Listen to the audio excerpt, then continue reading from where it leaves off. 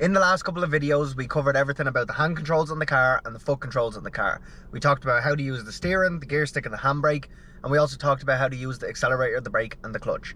In this video, we're going to talk about how to put them all together, mainly the feet, to get the car moving for the very first time. So let's get to it. There's two pedals that you need to use to make the car move forward, and that's the gas and the clutch. First, we're going to focus on the clutch. The first step to get the car moving is to find what we call the biting point. And we're going to be using that term a lot, so let's figure out what the biting point means. The biting point is when the gears connect to the engine. When you move off, you've got two pedals, the gas and the clutch. The gas is spinning a plate in the engine that's going to set the tone for how much power you use moving off. And when you're just stationary, you've always got 1,000 revs, which can be seen by the rev counter here. So if I press the gas, I give it more power, and if I let go of the gas, we have 1,000 revs worth of power. When we lift the clutch, what we're doing is that 1,000 revs of power, by lifting the clutch, we're bringing that plate into the engine to connect to the spinning wheel, which is then going to make your wheels turn. The biting point is when them two plates first touch. And that's what we're going to practice now by lifting the clutch about halfway up until we feel the car start to roll. And that's how we're going to know that we've found the biting point. So the first thing we have to do to find the biting point is put the car into gear. So we're going to clutch down and put the car into first. When we have the car in first gear, we do not want to release the clutch too soon. If we release the clutch, the car is just going to cut out and die. And we don't want that to happen because it's only going to set us off to end up panicking a little bit when we move off the next time. So once you've clutched down and put the car into first gear, to find the biting point, you want to very slowly lift your clutch about halfway up until you feel the car start to roll. So let's see how this is done. So we're going to clutch down into first, and then we're going to lift the foot or lift our clutch about halfway up until the car starts to roll, and then pause. The pause is very important. If you don't pause the bite, you're going to cut out just like we seen a moment ago. Now what I want you to do is I want you to practice that a couple of times. You want to lift up to the bite, hold it still, and you want to hold it still for about 4 seconds. After the 4 seconds is done, you should be able to fully release the clutch. So we're going to clutch down into 1. We're going to lift the clutch about halfway up until we find the biting point, and then pause. Like I said, the pause is really important. And after about 4 seconds, we're going to fully release the clutch, and now the car is engaged in gear. If you have a manual handbrake, you will need to put the handbrake down before you start moving, because the car's not going to move otherwise. But in my car, I have an automatic handbrake, which releases on its own. So you're not going to see me move a handbrake down, but if you do have a handbrake in your car, you're going to have to put the handbrake down, then find the biting point. Now when you do this, this should feel very slow. And the reason it's slow is because we haven't added in any gas yet. But you want to make sure that you're comfortable with the clutch before you start adding in the gas, because the more steps that you add in at the beginning, the more difficult it's only going to end up feeling. So we're going to start by just practicing the biting point 5 or 6 times, and once you feel comfortable with the biting point, then start to think about adding in some gas. Now what you don't want to do when you're practicing this for the first time is that you don't want to be continuously lifting the clutch up. This is going to cause the car to move off quite rough. Like I said, that pause is very important. If I was to move off by just continuously lifting my foot, it doesn't feel great. The car is a bit jumpy, it jerks, and nobody enjoys that when they're moving off. You want to have a nice smooth move off to bring your confidence up.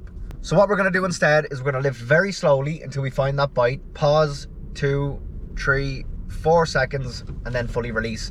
And you should get your foot fully away from the clutch. Do not build a habit on just keeping your foot here, because it can wear down your clutch over time. So now that we understand how to find the biting point, the next step is to add in some gas. What I recommend doing before adding in some gas is just playing with it for a little bit. The very first time you press the accelerator, you might shoot the revs through the roof. The car's going to get very loud because your foot isn't yet used to how lightly you have to push the accelerator. So what I want you to do is sit in your car, it could be at home or with your driving instructor. I'm sure they'll have their own methods of teaching you how to do it. But if you have the opportunity to sit at home in a car before your first lesson, make sure it's not in gear, you're not in any danger. But what I want you to do is, this rev counter here, it will usually sit around 1 when the car is just idling. You want to be able to press the accelerator until your rev counter is somewhere between 2 and 2,500 revs. The 2 to 2,500 revs isn't as important as how much you're pushing the accelerator to get that result. I want you to take notice of how much distance your foot actually pushes the accelerator to get to 2,500 revs. We don't want to be focused on that moving off, although it's useful. We want to get used to exactly the distance that we're going to be pressing the accelerator. So just for a couple of minutes, what you're going to do is sit here, press the gas until it's about 2.5. If the needle moves a little bit in the meantime, it's okay. Once it's roughly there, then you're going to fully release it, let it settle back to 1. And once it settles back to 1, you're going to press it until it's at 2,500 revs again. And this is just going to get your right foot used to and build some muscle memory on the amount of distance you have to press the gas. Now that you've practiced that a couple of times, we now understand how to find the biting point, and we now understand how to use the gas. So let's put them together. So the whole process that we've learned so far is that we're going to clutch down and put it into first gear. So clutch down into 1. Now what we want to do is find our biting point.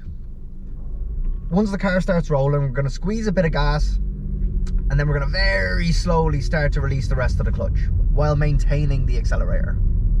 So let's go through that again. We're going to clutch down into first gear. We're going to lift our clutch until we find the biting point, add in some gas, and then very, very slowly start to release the rest of the clutch while keeping the accelerator still.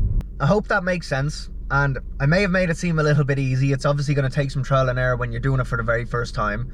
But just practice this as much as possible and make sure you're talking yourself through the steps while you do it. This helps a lot.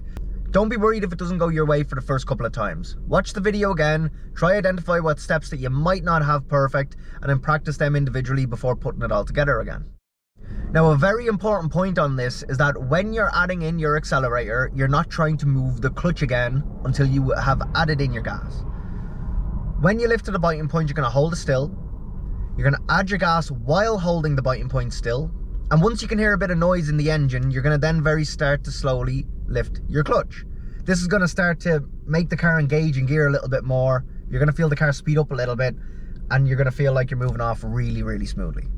So let's go through that again. We're going to lift to the biting point, and notice how my left foot stays completely still as I add in the gas. And then I'm going to very slowly start to lift off the clutch.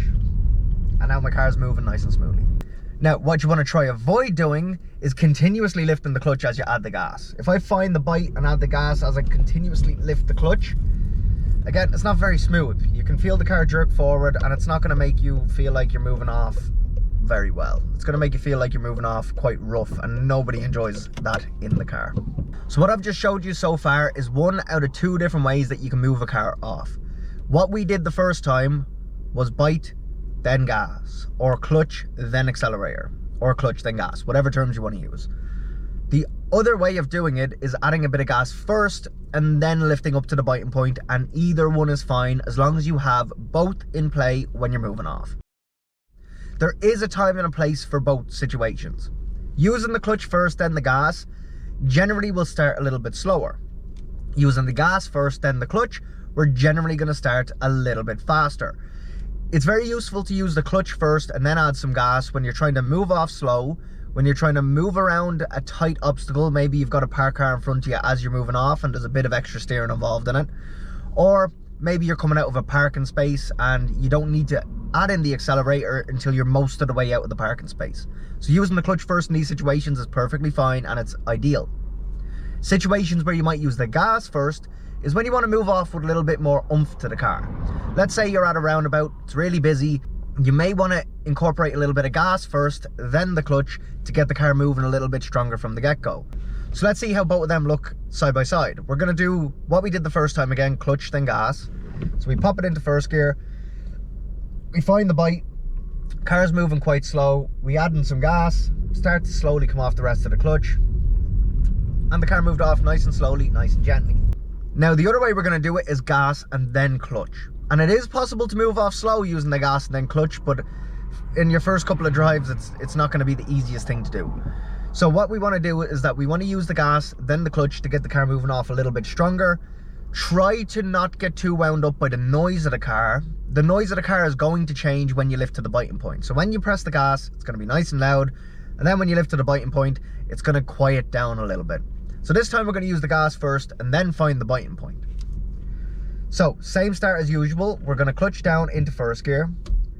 We're going to press the gas, lift to the biting point, and the car is moving off just a little bit stronger than it did the other way around. Let's try that one more time. We're going to clutch down into first gear. We're going to give it some gas, lift to the bite, and then we're going to hold them both still together for about the 4 seconds that we mentioned before. And now we're moving. So that's about all you need to know about moving a car forward for the first time. I want to try keep it as short as possible and as simple as possible to try keep as much information in your head as possible when you get into the first driving lesson. Practicing this in a car at home, in a driveway, and just running through the steps that we covered will make a huge difference to you on your very first lesson. It's going to have your feet more tuned into the muscle memory required to get the car moving more naturally. Make sure you give moving off for the first time a bit of time. It's going to take more than a couple of attempts to get really good at it. As you add in more steps, some of the steps that you thought you had perfect are going to probably weaken up a little bit. Just take your time with it. Practice one step at a time. Get really good with the clutch, get really good with adding in the gas, and in no time at all, you're going to be moving off with both of them really smoothly. If you're having any trouble whatsoever moving off in your car, please chat me, give me your questions, and I'll give you as many answers as possible. Each car brand is a little bit different. Some petrols and diesels are a little bit different to drive. Some cars have weak clutches, some cars have strong clutches. And in my years of experience, I've kind of figured out and know off the top of my head what cars are tougher than others. So if you let me know in the chat what you're struggling with, I'll be more than happy to help you out. Hope you enjoyed the video, hope it was helpful, and I'll see you in the next lesson.